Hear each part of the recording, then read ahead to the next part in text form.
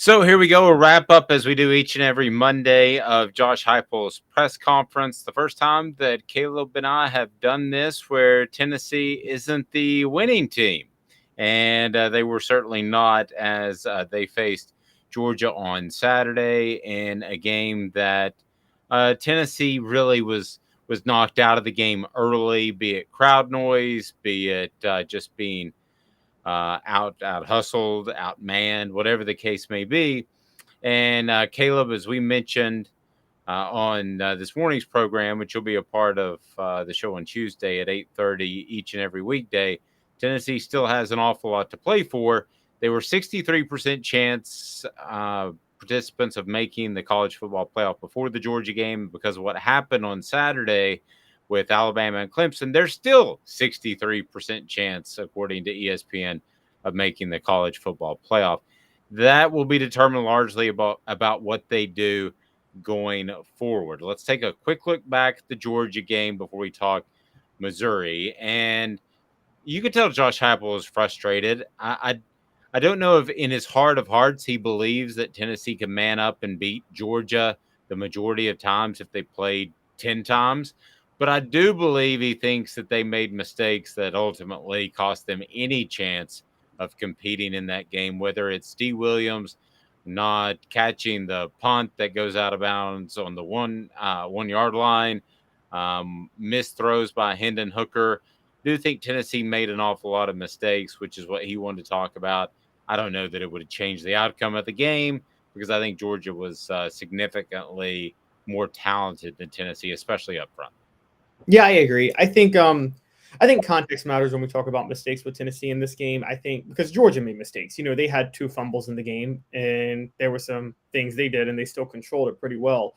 I think what we saw in the game was Georgia is probably the better team across the board talent wise, but that doesn't mean Tennessee's not capable of maybe sneaking up on them if they hit those, if they avoid mistakes and Georgia makes some of the mistakes they made in the game, if that makes sense. Because and regularly, if you get the two fumbles that Georgia had and Tennessee hits on that pass to Jalen Hyatt and then the other pass to Brew McCoy, I mean, we're talking a totally different game. If you take away the pre-snap penalties twice when they get inside the Georgia 20, I mean, there's just a few things in there that can make it a game. Now, I will say, I think you and I both agree a lot.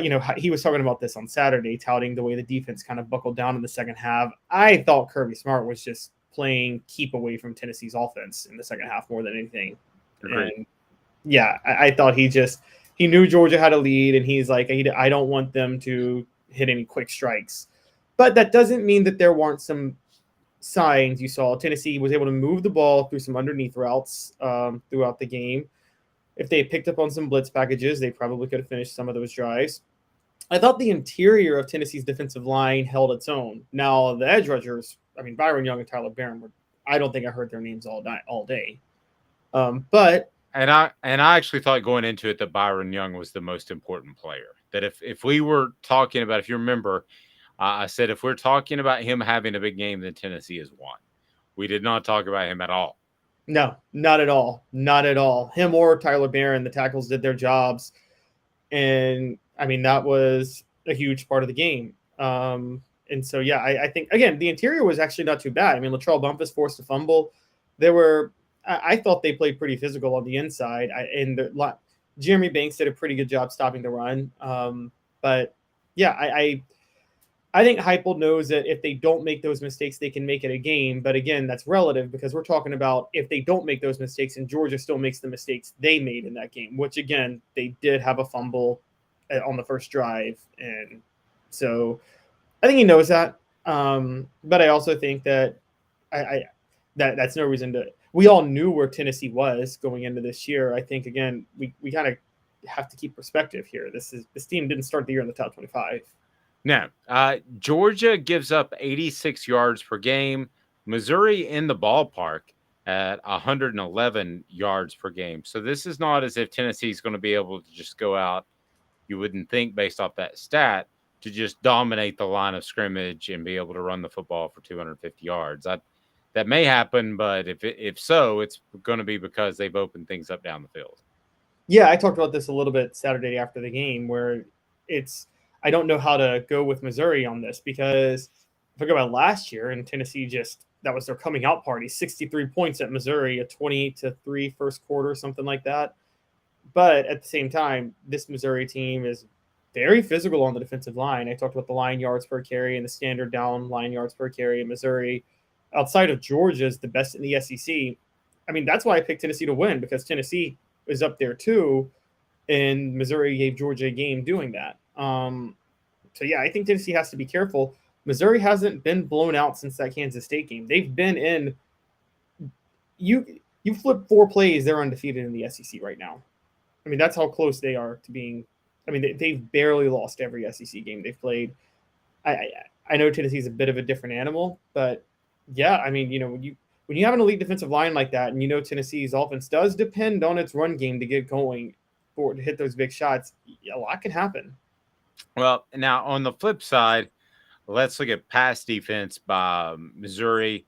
They're still pretty good there, giving up 192 yards pass defense against the teams they played this year, and that ranks fourth best in the SEC. So that to me will be the question if they're able to shut down Tennessee or at least slow them down through the air. I just have a feeling you're going to see uh, a hungry Tennessee team. This Tennessee team also they want to go out on senior day on a good note, and I don't really factor that in as a negative factor at all. I know some people and somebody asked, "Oh, how do you control the emotions?" Blah blah blah. A lot of these dudes are 24 years old. They're probably ready to get the heck out of here, to be real honest with you. And I mean, because of the COVID year. So I think Tennessee will be extra motivated. I don't. We saw a lot of Philip Fulmer teams come out flat on senior day, perhaps because of the emotion. I just don't. I don't see that being the case. I think Tennessee's going to come out hungry and mad and score downfield and be able to open up the run. Yeah, and let's keep that in perspective. They came out flat with Peyton Manning when they were playing Vanderbilt on senior day, and that was when Vanderbilt that was when Vanderbilt had Woody Woodenhofer, I think, as head coach, who was a pretty good defensive mind, and always just had a way of getting it of giving Peyton Manning hell.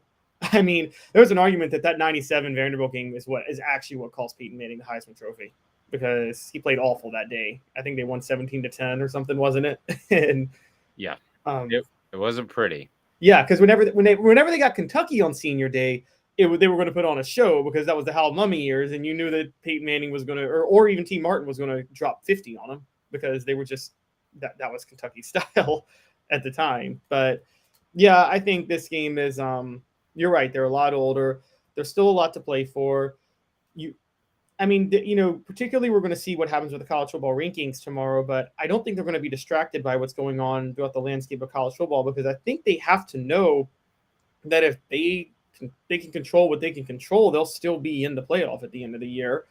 I think the only thing that might be a little bit on their minds is insurance. They might want to pour on some style points, but See, I don't. And somebody asked that question too. I don't think that really matters as much anymore as it did when you're trying to get the BCS attention with two teams. Now, you don't want to go out there and win by a point in the next 3 games. Don't get me wrong. But if Tennessee plays its game, it's going to win with style points. And I believe that they'll be able to score against the remainder of the opponents on their schedule. Now, as far as the flip side, Missouri 10th in rushing offense in the SEC and 14th, I believe, in passing offense. So, this is a game that Tennessee defensively should be quite comfortable in handling. yeah, this should actually be like the Kentucky game 2 weeks ago to a certain degree. I think they should be able to. I don't know. I haven't given my bet picks yet, but I feel like the under might be a surprise bet here just because of the makeup of the teams. But yeah, I think Tennessee's defense should hold its own. Their defense isn't that bad. They were the better part of the game. They were the better part against Georgia on Saturday. Again, I know Georgia called off the dogs pretty early, but let's not forget 2 of Georgia's touchdowns were off big play busted coverages that the defense had. It was just one of those things that happened. It wasn't like outside of that first touchdown, it wasn't like they easily just moved the ball at will on the Vols.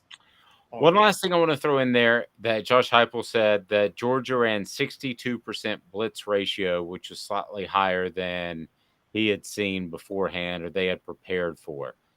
I think that comes down to an in-game type of feel for Georgia's coaching staff. Caleb, I think that's, hey, the secondary is doing pretty good against these vaunted receivers. Let's dial up a few more blitz packages. I don't think that that was necessarily the game plan coming in. I think it was just obvious that there was a point at which Georgia could put their foot on Tennessee's throat, and that's what they did defensively.